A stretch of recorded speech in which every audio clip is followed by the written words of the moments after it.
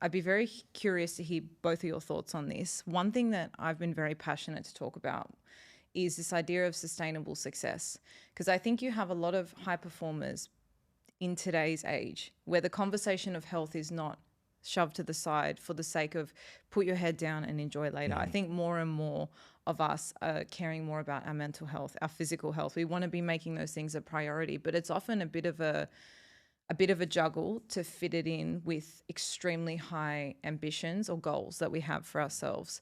So in terms of, you having that need you wanted to be more successful than the others around you. And Corey, I know you're quite driven yourself. I'm curious, how do you, I guess, balance that ambition or that need or drive with the priorities, the things that actually keep you going? Because that's really, to me, what the essence of balance is. It's finding a sustainable way to do that. It's not downplaying our goals. So you can't have big goals because you want balance. It's how do we actually find space for both? Great question. I think my journey for balance has been or is a result, and I say journey because it's exactly that, right? I don't think I'm at the destination yet.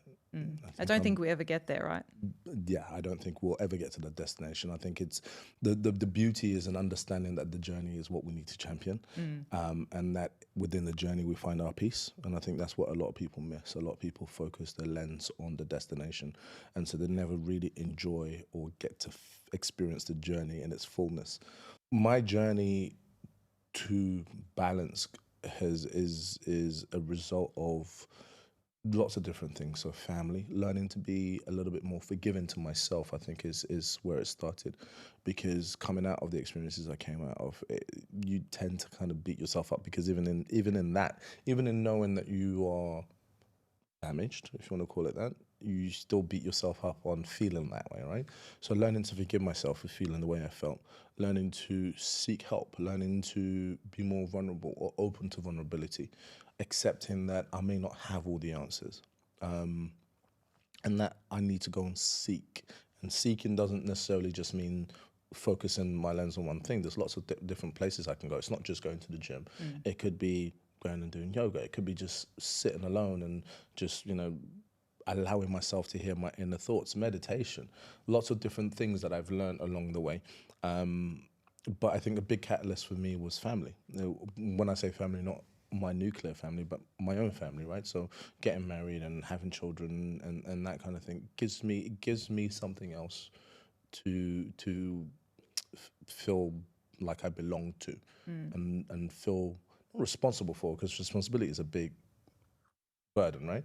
But it's something else that I feel like I contribute to, and I would never want my son to see or go through some of the things that I've been through in the negative way. Yes, learn how to navigate life, but not in the way that I went through and felt like I had no one. And yourself, Yeah. Corey? I think I first want to go back to the general notion of high performance, because we use these terms and they conflated with many things. And I'd actually go as far as say a pseudo performance, because it's not real performance, because performance is what we're prefacing here now, which is maintaining a neutral stance amongst all of the pillars you hold dear to you. So if you are in pursuit of your worthy ideals, wealth, but it's at the detriment of your health, well, then you're never truly successful. You can only be as successful as the sum of all of your parts. So I always try to bear that in mind with any endeavor. Like if I'm doing A, but it's going to be at the detriment of B, and I hold those two at similar values, I'm going to have to change course. I'm going to have to autocorrect.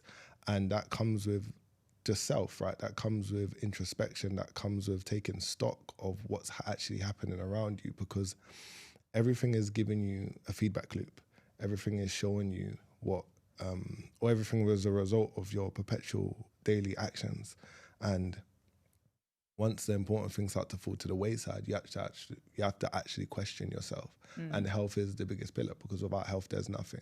Yeah. So when I see these, or the archetype of, or the archetype of the very typical quintessential Dubai businessman, and they're out of shape, well then I don't look at that as a successful person. What's our accumulations of experiences? So if I go throughout my day and see loads of red cars, I'm gonna have this consistent thought of red cars. Does that mean I'm a red car? Absolutely not, right? So it's quite asinine to